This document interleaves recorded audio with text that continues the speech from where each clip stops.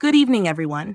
It is an honor to stand before you today and share something deeply personal and profoundly inspiring, what I learned from Steve Jobs' Stanford Commencement speech.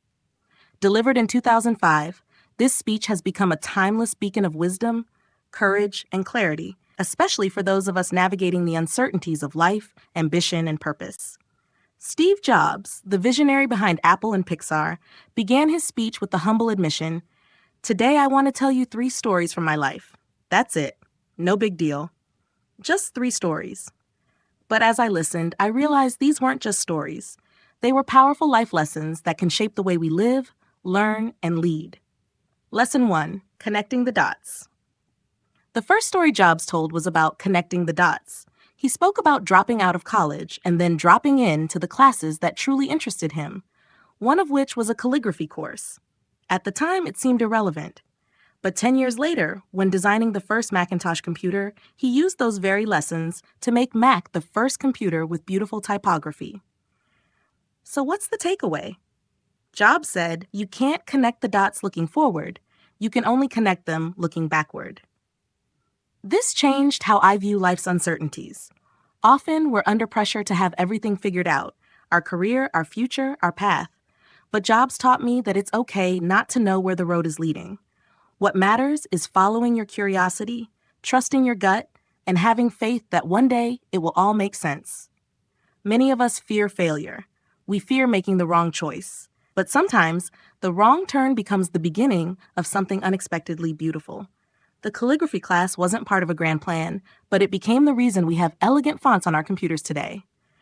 So, to everyone who's unsure, who's doubting, who feels lost, take heart. Keep learning, keep moving. One day, the dots will connect. Lesson 2, Love and Loss. Jobs' second story was about love and loss, perhaps the most vulnerable part of his speech. At just 30 years old, he was fired from Apple, the very company he started. Imagine that, being publicly pushed out of your own creation. It was a crushing blow. He said, "What had been the focus of my entire adult life was gone," and it was devastating. But then he said something that hit me hard. "I still loved what I did. The turn of events at Apple didn't change that one bit. That love, that passion, became his saving grace. He started over. He created Next and Pixar. He fell in love again, both personally and professionally.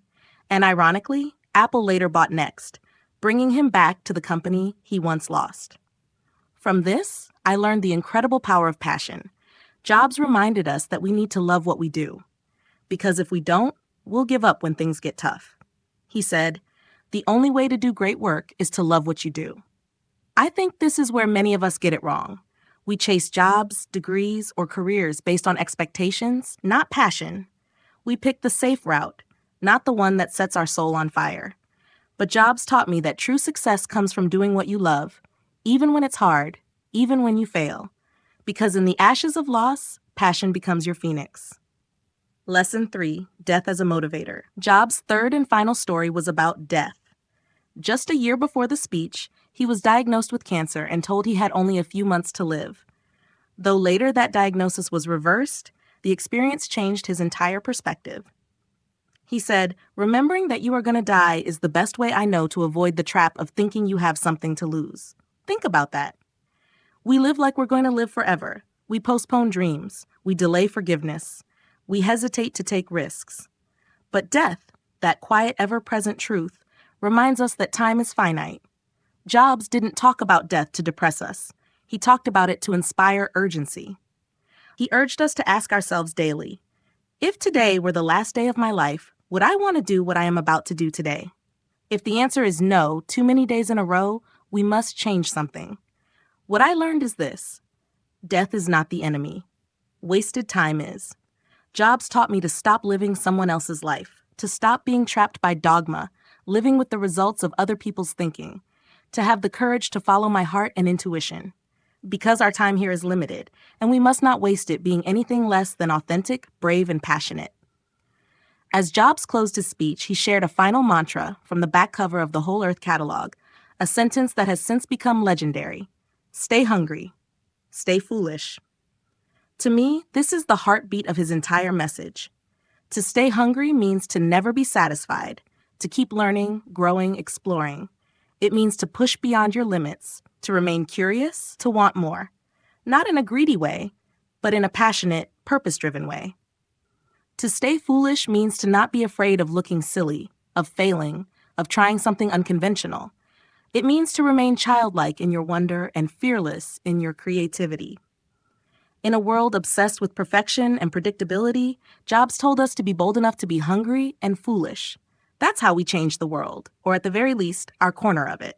As someone who once believed life had to follow a set plan, Jobs' speech dismantled that myth.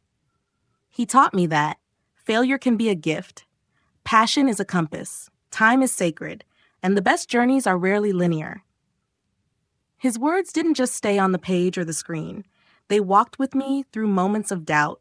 They reminded me to keep showing up, to keep believing, even when I couldn't see the whole picture.